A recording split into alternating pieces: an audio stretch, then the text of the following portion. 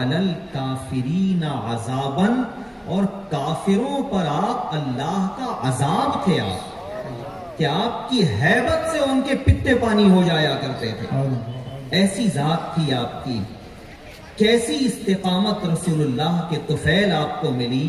تو مولا علی کہتے ہیں وَلَا تَجْبُنُ نَفْسَكَ كُنْتَ كَالْجَبَلِ الَّذِي لَا تُحَرِّكُهُ الْمَوَاصِفُ۔ آدمی جب منصب پر پہنچ جائے تو پھر تعریف کرنے والوں کی تعریفیں بھی آدمی کے قدموں کو بہکا دیا کرتی ہیں۔ ارے جناب آپ تو ایسے ہیں، آپ تو ویسے ہیں، آپ تو فلاں ہیں، آپ تو فلاں ہیں۔ مولا علی رضی اللہ تعالیٰ عنہ کہتے ہیں اے ابو بکر صدیق، قربان آپ پر کہ تعریفوں کے پلوں نے بھی، تعریفوں کے ڈھیر نے بھی آپ کے قدموں میں کبھی ڈگمگاہٹ نہیں آنے دی، بلکہ آپ پہاڑ کی طرح سے مضبوط اور قائم رہے۔ وَلَا تُزِيلُهُ الْقَوَاصِفُ، اور بادلوں کی گرج، بجلیوں کی کڑک بھی وہ کبھی آپ کو اپنے مشن سے پیچھے نہ ہٹا سکی، بلکہ آندھی اور طوفان میں بھی آپ کے قدم راہ حق پر مضبوط قائم رہے۔ کنت کما قال رسول اللہ صلی اللہ علیہ وسلم۔ مولا علی بھی اب اخیر میں کہتے ہیں اے ابو بکر، میں کیا کہوں آپ کے بارے میں، اپنی بات اس بات پہ ختم کرتا ہوں جو آپ کے بارے میں رسول اللہ فرمایا کرتے تھے، اس پہ ختم کرتا ہوں۔ رسول اللہ کیا فرماتے تھے آپ کے بارے میں؟ ضعیفاً فی بدنک قویاً فی امر اللہ، بدن دیکھو تو کمزور نظر آئے گا اور حکم الہی کے معاملے میں بڑا مضبوط نظر آئے گا۔ تو یہ وہ بات ہے جو رسول اللہ فرمایا کرتے تھے، بدن کمزور ہے، حکم الہی کے معاملے میں بڑے مضبوط ہیں آپ۔ تو صدیق اکبر رضی اللہ تعالیٰ عنہ کے بارے میں اور حضور کیا فرماتے؟ مولا علی کہتے ہیں متواضعاً فی نفسک، آپ اپنے آپ میں بڑی تواضع کرنے والے تھے، عظیماً عند اللہ، لیکن اللہ کے یہاں بڑا بلند مرتبہ تھا آپ کا، جلیلاً فی الارض، زمین میں بڑے باعظمت تھے آپ، کبیراً عند المؤمنین، اور مومنین کے یہاں آپ کا بڑا اونچا مقام تھا۔ لم یکن لأحد عندک مطمع ولا لأحد عندک ہوات، اور کہتے ہیں اے ابو بکر صدیق، آپ حق کے معاملے میں ایسے تھے کہ نہ کسی کی کوئی لالچ آپ کو توڑ سکی اور نہ کسی کا خوف کبھی آپ پر غالب آیا، بلکہ آپ ہمیشہ لالچ اور خوف جیسی بیماریوں سے دور رہے اور ہمیشہ حق کے پرچم کو بلند کرتے رہے۔ تو یہ وہ صدیق اکبر رضی اللہ تعالی عنہ ہیں جنہوں نے دین اسلام کی وہ حفاظت فرمائی کہ اس حفاظت کے صلے میں آقائے کریم علیہ السلام نے ایک موقع پر ارشاد فرمایا، صحابہ سے ارشاد فرمایا کہ اے میرے صحابہ، تارکو صاحبی، تم میرے اس ساتھی کے بارے میں کبھی زبان پر کوئی غلط جملہ نہ لانا، وَلَا أُوذِيَ بَعْدِي، اور میرے بعد اسے کبھی تکلیف نہ پہنچانا۔ تو صدیق اکبر وہ جن کے بارے میں حضور کہیں میرے بعد کبھی انہیں تکلیف نہ پہنچانا۔ یہ ارشاد کیا صرف صحابہ سے تھا؟ جی نہیں، یہ ارشاد قیامت تک کے مسلمانوں سے ہے، کہ قیامت تک کے مسلمانوں پر لازم ہے کہ وہ صدیق اکبر کو کبھی اذیت نہ پہنچائیں، کبھی تکلیف نہ پہنچائیں، اور جب اذیت و تکلیف نہیں پہنچانا ہے تو پھر کرنا کیا ہے؟ ان سے محبت کرنی ہے اور ان کا شکر ادا کرتے رہنا ہے۔ اسی کو آقائے کریم علیہ السلام نے اپنی دوسری حدیث میں فرمایا میری امت پر واجب ہے کہ وہ ابو بکر سے محبت بھی کرتے رہے اور ان کا شکر بھی ادا کرتی رہے۔ آخری بات، صدیق اکبر رضی اللہ تعالی عنہ ایسی عظیم ذات، لیکن حق کے معاملے میں کتنے بے باک تھے اور حق کی پیروی میں کیسے مخلص تھے۔ صدیق اکبر خلیفہ ہوئے، خلیفہ ہونے کے بعد آپ نے صحابہ کے مجمع سے خطاب کیا اور ایک تقریر فرمائی، مختصر تقریر لیکن ایسی جامع۔ اس کی دو ایک باتیں وہ صرف میں پیش کرنا چاہوں گا۔ صدیق اکبر فرماتے ہیں، اے لوگو، میں تمہارا حاکم بنا دیا گیا ہوں، وَلَسْتُ بِخَيْرِكُمْ، حالانکہ میں تم سے بہتر نہیں ہوں، تمہارا حاکم بنا دیا گیا۔ اب جسے حاکم بنا دیا جائے اس کے مزاج میں کیا ہوتا ہے بھائی؟ سب میرے کان کے نیچے رہنا چاہیے، کوئی میرے کان کے اوپر والا نہیں آنا چاہیے۔ امیر المومنین بنا دیے گئے، رسول اللہ کے نائب بنا دیے گئے، اور آپ جانتے ہیں رسول اللہ کے نائب کس طرح کے بنا دیے گئے؟ اس طرح کے رسول اللہ کے نائب بنا دیے گئے کہ اگر ابو بکر صدیق ایسے شخص سے جس کی ایک شادی ہو چکی ہے، اگر وہ اسے حکم دے دے کہ تم فلاں عورت سے بھی شادی کرو، اس کے لیے شادی کرنا واجب ہو جائے، ایسے امیر المومنین بنا دیے گئے کہ اگر وہ حکم دے دیں کہ تم اپنی بیوی کو طلاق دے دو تو اس کے لیے طلاق دینا واجب ہو جائے، ایسے متصرف بنا دیے گئے، ایسے امیر المومنین بنا دیے گئے۔ کتنا بلند مقام مل گیا۔ لیکن پہلے خطبے میں حضرت ابو بکر صدیق کیا فرماتے ہیں؟ فَإِنْ أَحْسَنْتُ فَأَعِينُونِي، کہ اے لوگو، جب تک میں اچھا کام کروں گا تب تک میری مدد کرنا، جب تک میں اچھا کام کروں گا تب تک میری مدد کرنا۔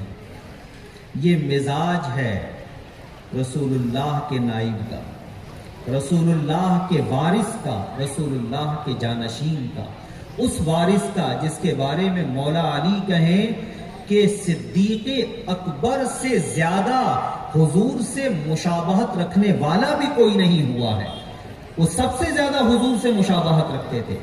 تو وہ فرمائیں جب تک میں اچھا کام کروں تب تک تم میری مدد کرنا، وَإِنْ أَسَأْتُ، اور اگر میرے قدم ڈگمگا جائیں،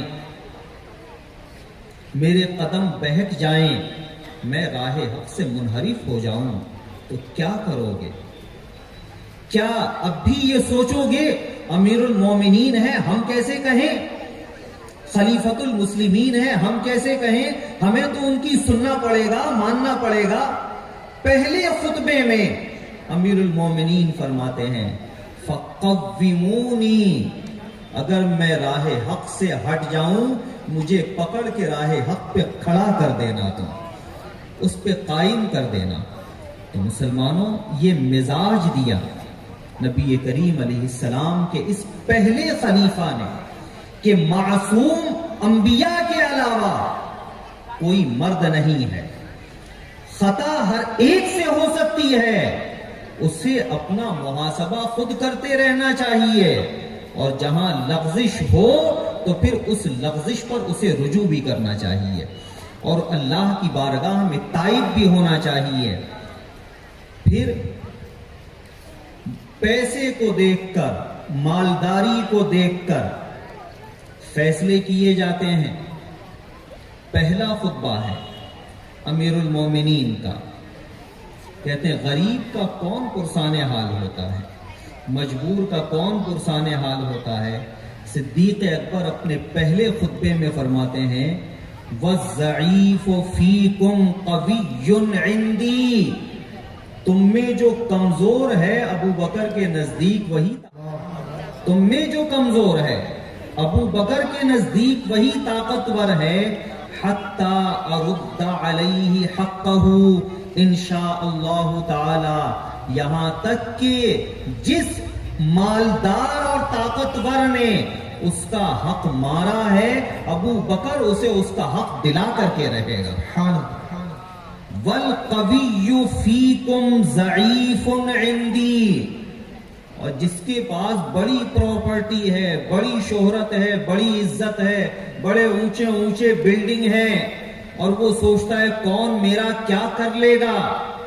صدیق اکبر کہتے ہیں وَالْقَوِيُّ فِيكُمْ ضَعِيفٌ عِنْدِي، وہ ان چیزوں پہ پھولے نہیں، وہی میرے نزدیک ضعیف اور کمزور ہے. حَتَّى آخُذَ مِنْهُ الْحَقِّ، یہاں تک کہ جب حق کی بات آئے گی ابو بکر اس سے ضرور مواخذہ کرے گا اور ضرور اس کی گرفت کرے گا. یہ پہلا خطبہ ہے. اسی میں ایک اور چیز جو ہمارے لیے آج انتہائی اہم ہے، مفہوم اس کا بھی واضح کرنے کی کوشش کروں گا.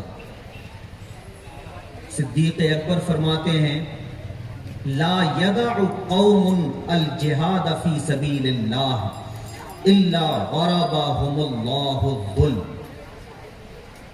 قوم جب اللہ کی راہ میں جہاد کرنا چھوڑ دے گی تو اللہ اس پر مصیبت کو اور تاریکی کو مسلط فرما دے گا، ذلت کو مسلط فرما دے گا جب وہ جہاد کرنا چھوڑ دے گی. اب جہاد کیا ہے؟ کیا آپ یہ سمجھتے ہو کہ صرف تیر و تلوار سے ہی جہاد ہوتا ہے؟ نہیں، اپنے عمل سے بھی جہاد ہوتا ہے، اپنی زبان سے بھی جہاد ہوتا ہے. جہاں آپ گناہ دیکھیں اور اس گناہ کو اگر آپ اپنے ہاتھ سے روک سکتے ہو، اپنے ہاتھ کی طاقت سے اس گناہ کو روکو. جہاں آپ اپنی زبان سے روک سکتے ہو، اپنی زبان سے اسے روکو. جہاں آپ اپنے غصے کا اظہار کر کے روک سکتے ہو، اپنے غصے کا اظہار کر کے روکو. یہ بھی جہاد فی سبیل اللہ ہے. آج ہم اپنے گرد و پیش کا جائزہ لیں، ہمارا ماحول کیسا ہو چکا ہے. کئی سارے گناہ ہمارے گھر میں دائیں بائیں میں ہوتے ہیں، ہم چھوڑ دیتے ہیں، ان پر کچھ نہیں کہتے. کیوں؟ اس لیے کہ کرنے والا بیٹا ہے، کرنے والا بھائی ہے، کرنے والی بیوی ہے، کرنے والی بہن ہے، کرنے والا دوست ہے. بھائی کو کیسے ٹوکوں، بیوی کو کیسے بولوں، بہن کو کیسے بولوں. مسلمانوں، یہ جو ہم نے راہ الہی میں جہاد یعنی باطل کو مٹانے کی کوشش جو ختم کی ہے، صدیق اکبر نے پہلے خطبے میں فرمایا تھا اس جہاد فی سبیل اللہ کو چھوڑو گے تو غربہم اللہ الظلم، اللہ تم پر ذلت و خواری کو مسلط فرما دے گا. یہ اسی کا نتیجہ ہے. وَلَا تَشِيعُ الْفَاحِشَةُ فِي قَوْمٍ إِلَّا عَمَّمَهُمُ اللَّهُ بِالْبَلَاءِ. اور صدیق اکبر کہتے ہیں جب کسی قوم میں برائی عام ہو جائے، برائی پھیل جائے. آج مسلمان اپنی قوم کا جائزہ لے. ہر شخص اگر اپنے 24 گھنٹے کا جائزہ لے اور جائزہ لے کر دیکھے کیا اسے ایک مہینے میں اپنا ایک دن ایسا ملے گا کہ اس ایک دن میں اس نے کوئی گناہ نہ کیا. کتنا افسوس کا مقام ہے یہ کہ ہم اپنی گناہوں کی چادر میں اپنے آپ کو لپیٹ دیا ہے. صبح و شام گناہ میں گزرتے ہیں. اور افسوس تو اس بات کا ہوتا ہے کہ گناہ کے بعد احساس گناہ بھی نہیں ہوتا. گناہ ہو لیکن احساس باقی رہے تو بھی انسان سدھر سکتا ہے. لیکن جہاں احساس گناہ بھی ختم ہو جائے، بلکہ اس گناہ کو وہ بہانہ اور تفریح کا ایک ذریعہ سمجھ لیتا ہے، تو جس قوم کا ایسا حال ہو جائے تو کیا مصیبتیں اس کی طرف متوجہ نہیں ہوں گی؟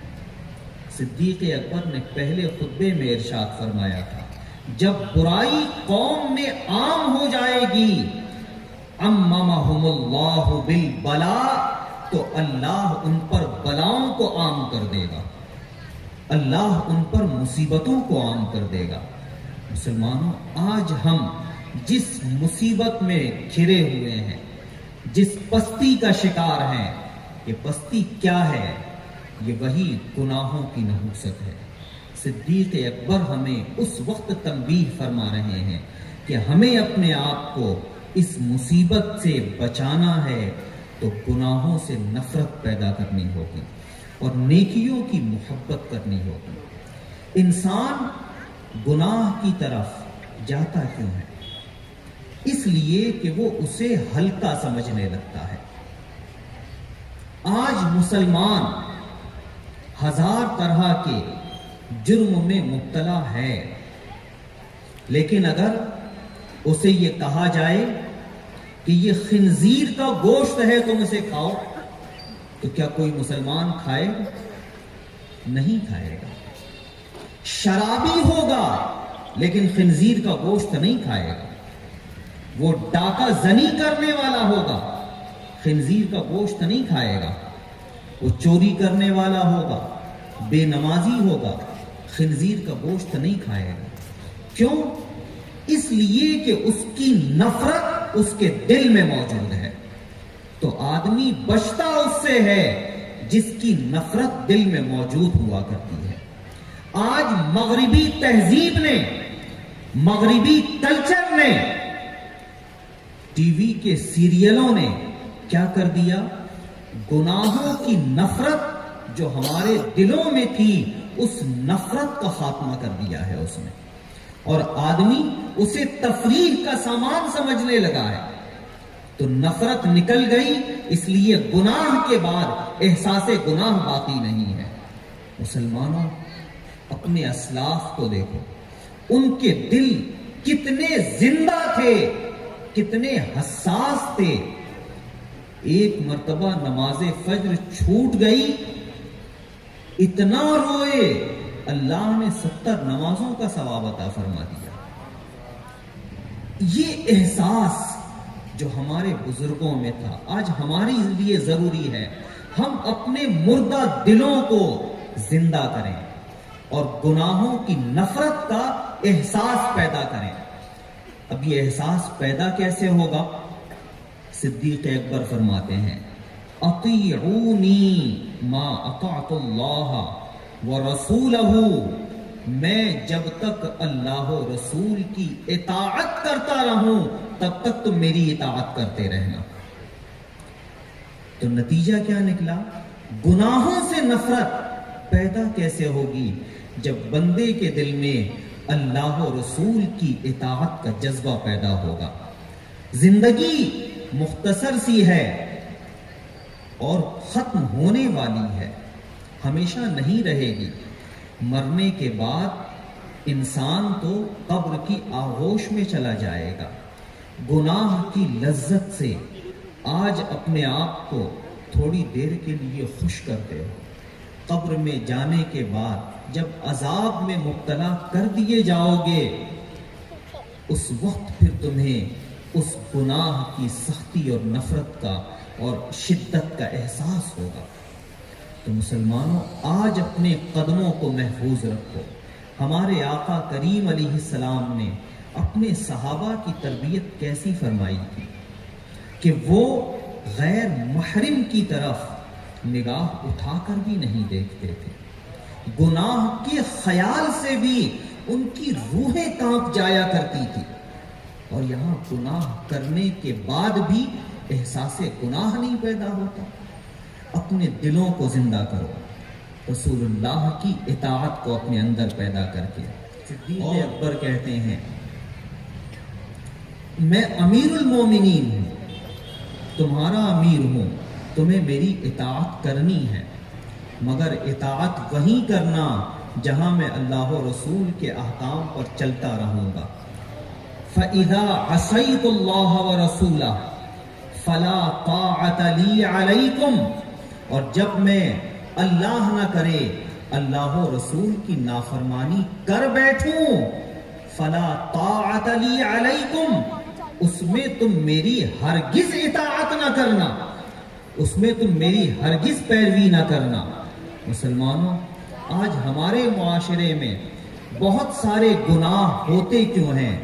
صرف اپنے اقربا کی اطاعت اور ان کی خوشی میں ہوا کرتے ہیں. صدیق اکبر تو ہمیں درس دے رہے ہیں امیر المومنین ہو کر اگر میں اللہ و رسول کے احکام کے خلاف جاؤں تو میری اطاعت نہ کرنا، تو پھر کیا حیثیت ہے بھائی کی، کیا حیثیت ہے بیوی کی، کیا حیثیت ہے دوست کی، کیا حیثیت ہے آج کے انسان کی، جب امیر المومنین ہمیں یہ تنبیہ فرما دے رہے ہیں. مسلمانوں، صدیق اکبر رضی اللہ تبارک و تعالی عنہ کی ذات ہمارے لیے نمونہ عمل ہے اور ہدایت کا مینار ہے. ان کی ذات کو پڑھنا، انہیں دل دماغ میں بیٹھانا، یہ ہمارے لیے انتہائی اہم ہے. آج کا یہ اجلاس جو انعقاد پذیر ہوا، احباب نے یہ بزم سجائی، اور خوشی کی بات یہ کہ پیلو کی مسجد کے امام صاحب قبلہ حضرت قاری عبدالرحیم صاحب کی قیادت میں یہ سارا خوشنما ماحول آپ کو نظر آ رہا ہے. اللہ سلامت رکھے انہیں بھی. مقصد کیا ہے اس کا؟ اس کا مقصد ہے میری تقریر نہ ہوتی تب بھی آپ کا جلسہ ہو چکا تھا، مولانا عرفان صاحب کی تقریر نہ ہوتی تب بھی آپ کا جلسہ ہو چکا تھا. کیوں؟ اس لیے کہ اس جلسے کا بھی مقصد یہی ہے جو عافیہ انم ہے نا، عافیہ انم نے جو یہاں آ کر کے پڑھا صدیق اکبر کی منقبت، بچی چھوٹی سی ہے، اس نے یہ میسج دیا. ہمیں یہ چاہیے ہم اپنے چھوٹے چھوٹے بچوں کی زبانوں پر بھی ترانہ صدیق کی دھن چھیڑ دیں کہ ہمارے سارے بچے جو ہیں وہ صدیق اکبر کی محبت میں رنگے ہوئے ہونا چاہیے. یہی پیغام ہے کہ ہم صدیق اکبر رضی اللہ عنہ کو پڑھیں، ان کی ذات کو سمجھیں. غیر ان کی ذات پہ ریسرچ کرتے ہیں، لیکن مسلمان کس قدر خستہ حال ہے کہ وہ صدیق اکبر رضی اللہ تعالی عنہ کو تھوڑی دیر کے لیے بھی پڑھنے کے لیے تیار نہیں ہے. آپ کیا سمجھتے ہیں صدیق اکبر کی ذات وہ ہمہ جہت شخصیت ہے، وہ ہمہ جہت شخصیت ہے. ایسا ایک جلسہ نہیں، آپ کو 1000 سال کی عمر مل جائے اور 1000 سال کی عمر میں بغیر کھائے پیے، بغیر سوئے، مسلسل صرف فضائل صدیق بیان کرتے رہیں تو بھی ایک حصہ بیان ہوگا، ایک حصہ بیان ہوگا، کیونکہ ان کے فضائل وہ ہیں کہ مولا حضرت عمر کی ساری نیکیاں صدیق اکبر کی ایک نیکی کے برابر ہو جایا کرتی ہے. تو وہ ایسی ذات ہے، ان سے محبت کرنا اور انہیں پڑھنا یہ ہمارے لیے ضروری ہے. تعلیم سے لگاؤ یہ انتہائی اہم ہے.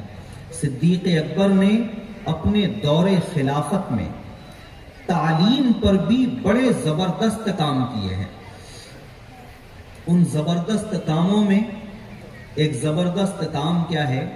آقا کریم علیہ السلام کی حیات ظاہری میں قرآن مجید ایک جگہ جمع نہیں ہوا تھا. وہ صدیق اکبر ہیں جنہوں نے قرآن مجید کو ایک جگہ جمع کر دیا ہے. آج ہم جو قرآن مجید 30 پارے ایک جلد میں پڑھتے ہیں، یہ فیضان ہے صدیق اکبر کا. وہ نہ جمع کرتے تو یہ قرآن مجید ہم کیسے پڑھ پاتے 30 پارے ایک جلد میں.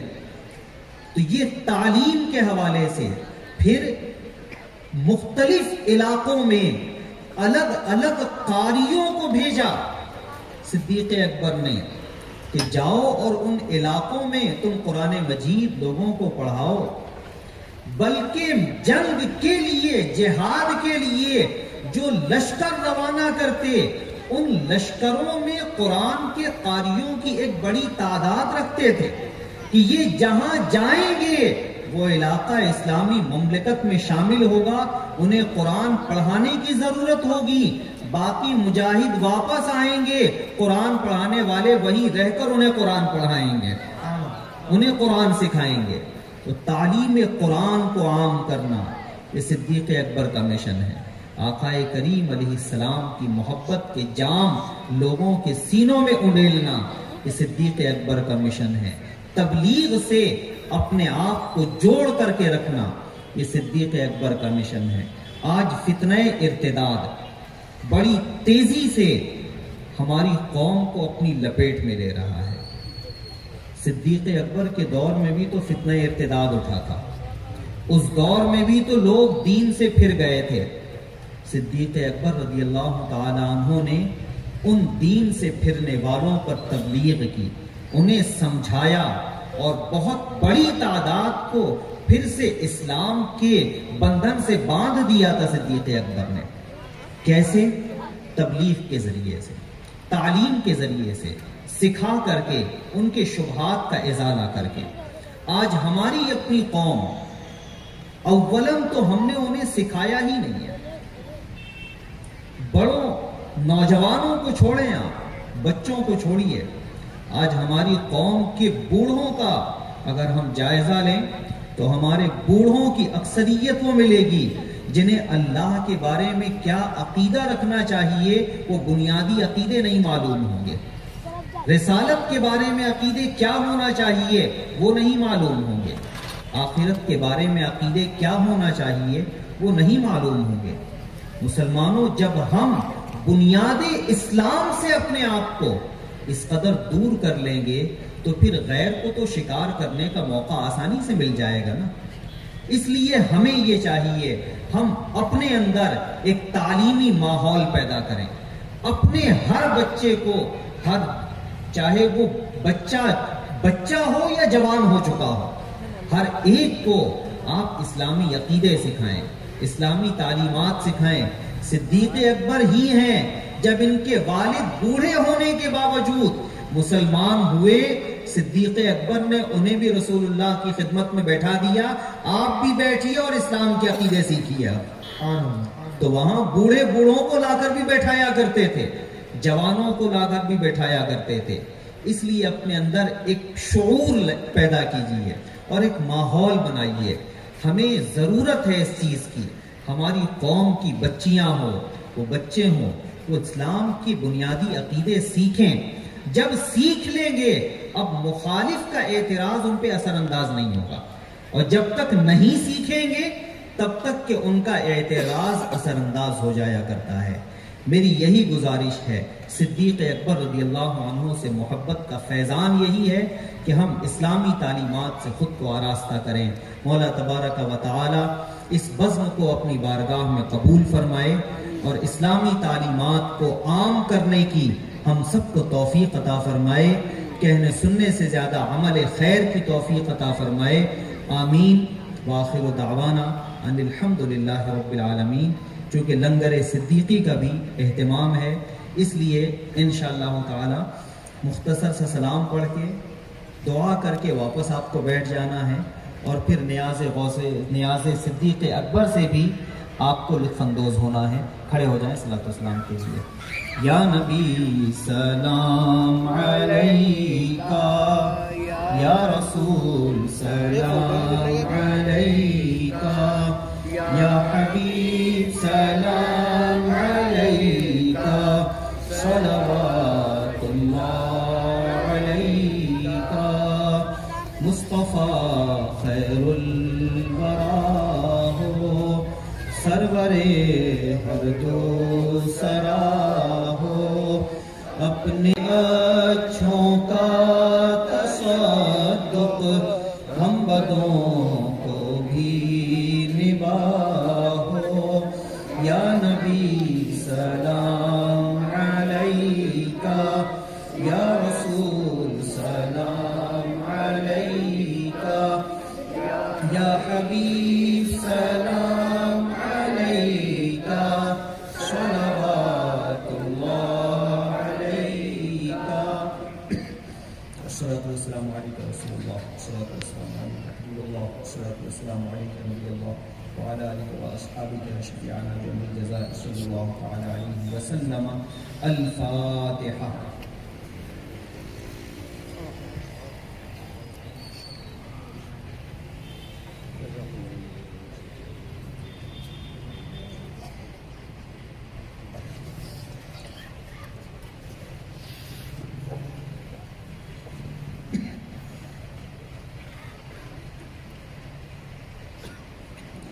یا اللہ یا رحمان یا رحیم مالک مولا، اس بزم کا جو انعقاد کیا گیا اس کے لیے جتنی کوششیں کاوشیں کی گئیں اور جو نیاز کا بھی اہتمام کیا گیا، ان تمام اہتمامات و انتظامات کو تو اپنی بارگاہ میں قبول و منظور فرما، اس پر اجر عظیم عطا فرما۔ یہ اجر عظیم ہم سب کی جانب سے آقا کائنات سید عالم صلی اللہ تعالیٰ علیہ وسلم کی بارگاہ میں نظر پہنچا۔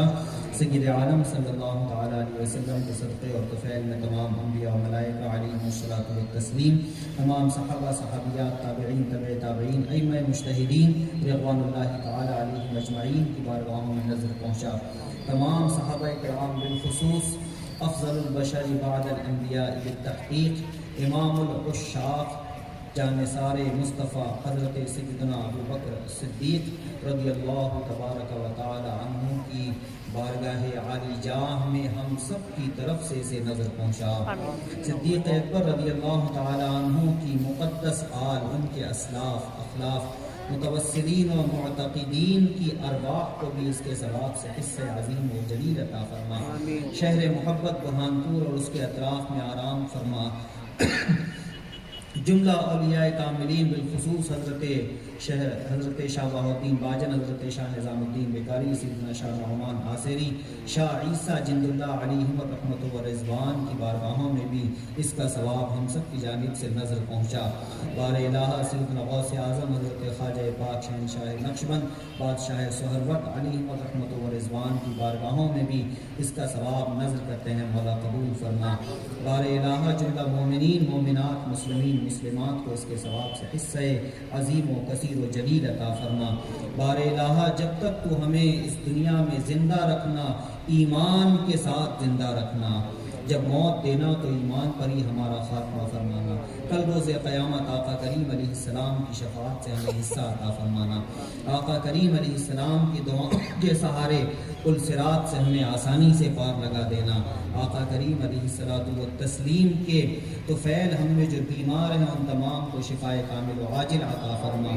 جو پریشان حال ہیں ان کی پریشانیوں کو دور فرما۔ جو بے روزگار ہیں انہیں اچھا نیک صالح روزگار عطا فرما۔ جو رزق و روزی سے جڑے ہوئے ہیں ان کے کاروبار میں مزید برکتیں اور ترقیاں عطا فرما۔ جو صاحب اولاد ہیں ان کی اولاد کو نیک اور صالح بنا۔ جو بے اولاد ہیں انہیں اولاد صالح کی دولت سے مالا مال فرما۔ بار الہ اہل سنت و جماعت کے چھوٹے بڑے بچے بوڑھے جوان ان میں جو بھی بیمار ہوں ان تمام کو شفائے کامل و عاجل عطا فرما۔ بالخصوص محبوب العلماء حضرت علامہ مولانا الشاہ مفتی سید محبوب عالم صاحب قبلہ علیل ہیں، انہیں بھی شفائے کامل و عاجل عطا فرما۔ صحت و سلامتی انہیں عطا فرما۔ ان کے سایہ عافیت کو دراز سے دراز تر فرما۔ بار الہ جتنے علماء ائمہ یہاں پر حاضر ہیں سب کے علم میں عمر میں بے پناہ برکتیں اور ترقیاں عطا فرما۔ ان تمام سے خوب تر تو دین متین کی خدمت اور توفیق لیتا رہے۔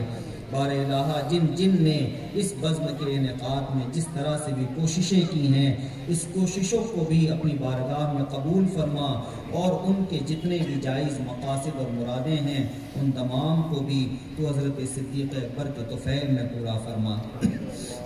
اللہم ارزقنا علما نافعا وفهما كاملا وقلبا خاشعا ولسانا ذاكرا ورزقا واسعا وشفاء عاجلا وشفاء من كل داء وحسن الخاتمة وتوبة نصوحا وولدا صالحا بحق سيد الأنبياء عليه التحية والثناء إن الله وملائكته يصلون على النبي يا أيها الذين آمنوا صلوا عليه وسلموا تسليما اللهم صل على سيدنا مولانا محمد معدن الجود والكرم وآله الكرام وابنه الكريم وبارك وسلم صلاة وسلاما عليك يا رسول الله سبحان ربك رب العزة عما يصفون وسلام على المرسلين والحمد لله رب العالمين بحق لا إله إلا الله محمد رسول الله صلی اللہ علیہ وسلم. آپ سبھی حضرات تشریف رکھیں, کرسیاں بھی جو ہے